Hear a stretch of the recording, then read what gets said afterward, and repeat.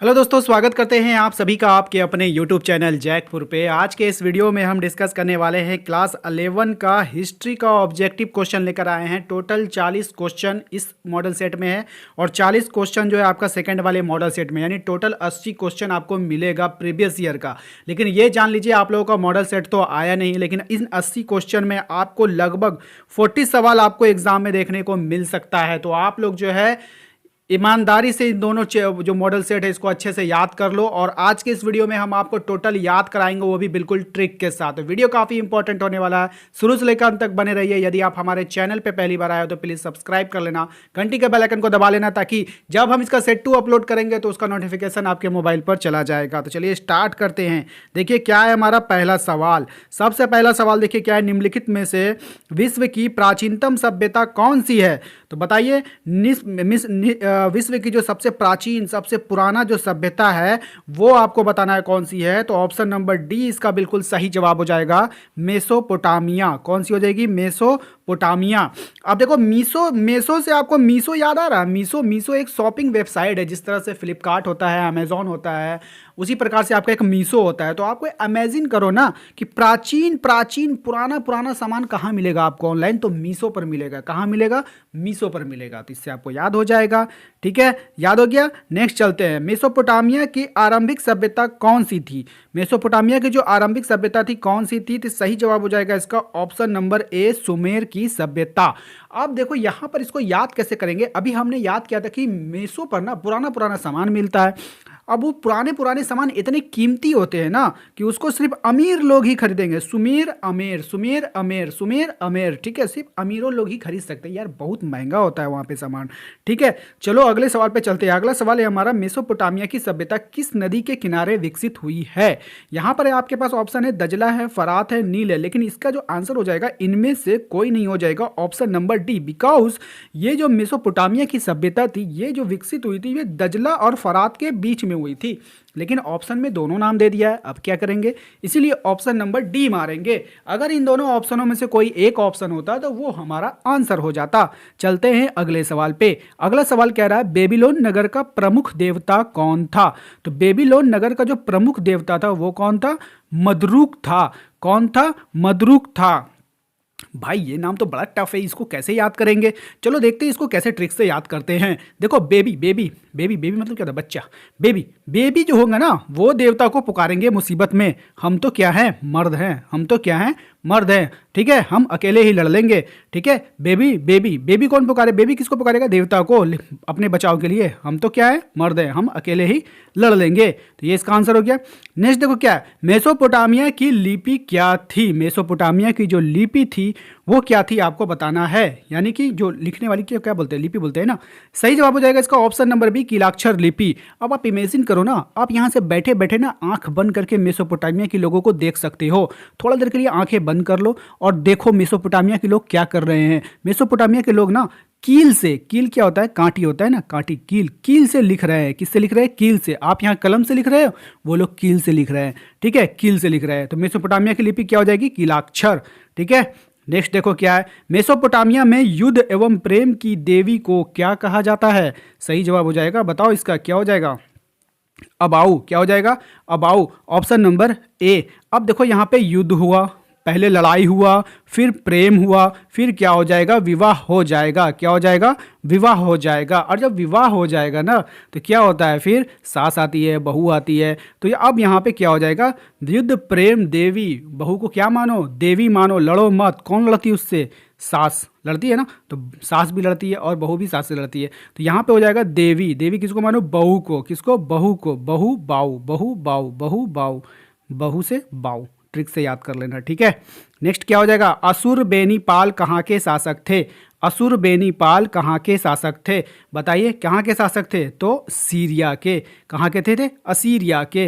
असुर असीरिया, असुर असीरिया। देखो दोनों नाम में थोड़ा बहुत मिल रहा है ना, असुर असीरिया दोनों मिलता जुलता है, माइंड में सेटअप कर लेना। ठीक है, मेसोपोटामिया के उर देवता किससे संबंधित है? मेसोपोटामिया का जो उर देवता है वो किससे संबंधित है? सही जवाब हो जाएगा ऑप्शन नंबर बी, चंद्र से। अब याद आप इमेजिन करो ना, मेसोपोटामिया के जो देवता है ना वो उड़ रहे हैं। क्या कर रहे हैं? उड़ रहे हैं और उड़ उड़ के कहाँ चले गए, चांद पे चले गए। उड़ के कहाँ चले गए, चांद पे। सूरज पे तो जा नहीं पाएंगे, जल जाएंगे, ठीक है। तो यहाँ पर आपको इस तरह से करना है, ठीक है। चलो अगला सवाल क्या है हमारा, गिलगेमिस महाकाव्य का संबंध किससे है। गिलगेमिस महाकाव्य का संबंध किससे है, सही जवाब हो जाएगा मेसोपोटामिया। किससे है, मेसोपोटामिया से है। गिलगेमिस महाकाव्य का संबंध मेसोपोटामिया से है। अगला सवाल देखो क्या है, जिगुरथ का संबंध निम्नलिखित में से किससे था। जिगुरथ का संबंध किससे था, तो मंदिर से था। ऑप्शन नंबर ए, ऑप्शन नंबर ए इसका सही जवाब हो जाएगा, जिगुरथ। जिगुरथ को तुम अगर आप ध्यान से देखोगे ना तो इसमें गुजरात जैसा कुछ वर्ड आपको लिख रहा होगा, गुजरत गुजरत, जिगुरत गुजरत, गुजरत गुजरात, ठीक है। तो गुजरात जो है ना वहाँ मंदिर बहुत पाए जाते हैं। क्या पाए जाते हैं, मंदिर, ठीक है, याद रखना। नेक्स्ट, कौन सा साम्राज्य 3 महाद्वीपों में एशिया, अफ्रीका और यूरोप का विस्तृत था। तो कौन सा साम्राज्य था जो तीनों महाद्वीप में था, बताइए। रोमन था, ईरानी था, या ए और बी दोनों था। इसका सही जवाब हो जाएगा ऑप्शन नंबर सी, ए और बी दोनों हो जाएगा, ठीक है। रोम किस नदी के किनारे बसा है, सही जवाब बताइए इसका क्या। काफ़ी फेमस क्वेश्चन है, एग्जाम में ये क्वेश्चन बार बार आता है। सही जवाब हो जाएगा इसका टाइबर नदी, ऑप्शन नंबर ए। ऑप्शन नंबर ए इसका बिल्कुल सही जवाब हो जाएगा, टाइबर नदी। रोम किस नदी के किनारे बसा है, तो टाइबर नदी के किनारे। इसको कैसे याद रखेंगे, सोच लीजिए ना, नदी में आपको गाड़ी चलाना है। नदी में क्या चलाना है, गाड़ी चलाना है। गाड़ी में क्या होता है, टायर होता है। गाड़ी में क्या होता है, टायर होता है। तो आपको किस चीज़ का टायर लेना है, टाइबर से टायर याद रखिएगा। किस चीज़ का, मोम का। किस चीज़ का, मोम का। मोम का टायर चाहिए। किस चीज़ का चाहिए, मोम का टायर चाहिए आपको, ठीक है। ये याद रखना ट्रिक हो गया आपका, ठीक है। चलो नेक्स्ट देखते क्या है, रोम के आरंभिक निवासी किस प्रजाति के थे। रोम के जो आरंभिक निवासी थे वो किस प्रजाति के थे, सही जवाब है एट्यूस्कन, ठीक है, एट्यूस्कन, ठीक है, याद रखिएगा। रोम के जो आरंभिक निवासी थे वो एट्यूस्कन थे। चलिए नेक्स्ट सवाल को देखते हैं। अगला सवाल क्या है हमारा, रोम का पहला सम्राट कौन बना। रोम जो थे हमारा उसका पहला सम्राट कौन बना, सही जवाब हो जाएगा आपका option number B, Augustus Caesar, ठीक है। बहुत ही शानदार आंसर है, इसको आप लोग याद कर लेना, ऑप्शन नंबर बी हो जाएगा, ठीक है। नेक्स्ट है, कुस्तुनिया नगर की स्थापना किसने किया था, सही जवाब हो जाएगा आपका ऑप्शन नंबर बी, कॉन्स्टेंटाइन ने। किसने किया था, कॉन्स्टेंटाइन ने।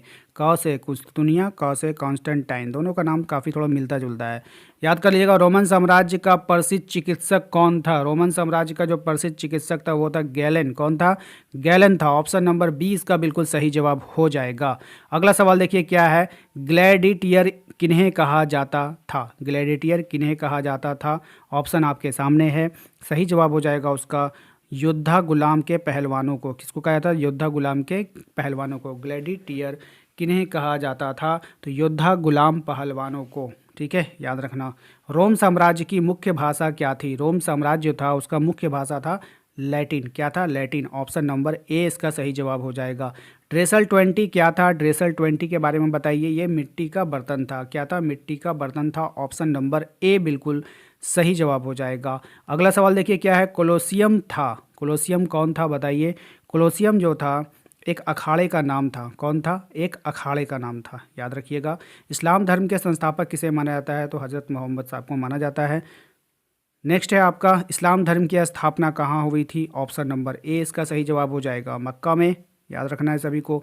इस्लाम में हिजराया, ठीक है, इस्लाम में हिजराया यानी हिजरत की घटना को क्या कहते हैं, बताइए।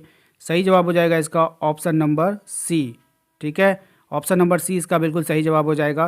पहले खलीफा कौन थे, जो पहले खलीफा थे वो कौन थे, अबू बकर थे। ऑप्शन नंबर ए। इस्लाम धर्म के संस्थापक हजरत मोहम्मद साहब अरब के कबीले के किस जाति से संबंधित थे, तो बताइए। सही जवाब है इसका ऑप्शन नंबर सी, बद्दू, ठीक है। इस्पात की तलवारों के निर्माण के लिए किस स्थान की व्याख्या थी, यानी कि इतिहास के तलवार कहाँ बनते थे ये आपको बताना है। सही जवाब हो जाएगा ऑप्शन नंबर बी, दशमिक। क्या हो जाएगा, दशमिक हो जाएगा, ठीक है। नेक्स्ट देखते हैं क्या है, इस्लामी दर्शन सबसे अधिक किस दर्शन से प्रभावित हुआ है। तो इस्लामी दर्शन जो है सबसे अधिक किस दर्शन से प्रभावित हुआ है आपको बताना है। सही जवाब हो जाएगा आपका ऑप्शन नंबर डी, ईरानी दर्शन से। शाहनामा के रचना किसने किया था, शाहनामा की रचना किया था फिरदौसी ने। ऑप्शन नंबर ए बिल्कुल सही जवाब हो जाएगा। पैगंबर मोहम्मद के प्रतिनिधि को क्या कहा जाता है। पैगंबर मोहम्मद के प्रतिनिधि को खलीफा कहा जाता है। क्या कहा था, खलीफा। अगला सवाल है, पैगंबर मोहम्मद की माता का नाम क्या था। तो पैगंबर मोहम्मद की माता का नाम था अमीना, ठीक है। फ्यूड का शाब्दिक अर्थ क्या होता है? जो फ्यूड होता है उसका शाब्दिक अर्थ होता है ज़मीन का टुकड़ा। क्या होता है? ज़मीन का टुकड़ा होता है। 5 क्या थे? 5 जो है आपको बताइए क्या था? ठीक है, सही जवाब हो जाएगा जागीर। क्या था? जागीर। नेक्स्ट है आपका सर्फ किसे कहा जाता है? सर्फ किसे कहा जाता था?